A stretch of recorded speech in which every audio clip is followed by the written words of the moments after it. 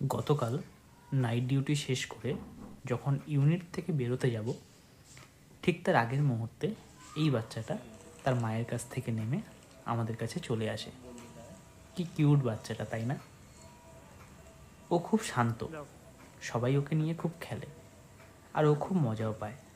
আসলে বাচ্চারা এরকমই হয়।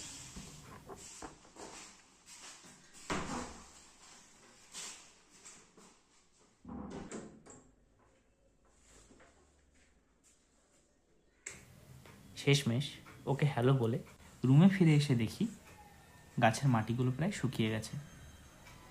আসলে আমাদের রুমের যতগুলো গাছ আছে সবগুলোই পিউ, মানে আমার ওয়াইফের বসানো।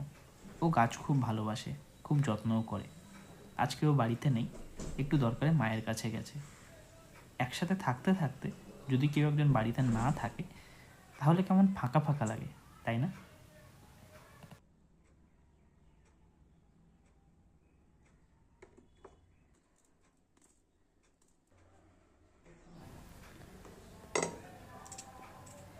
আজ একটু অন্যরকম কিছু খেতে ইচ্ছা করছিল।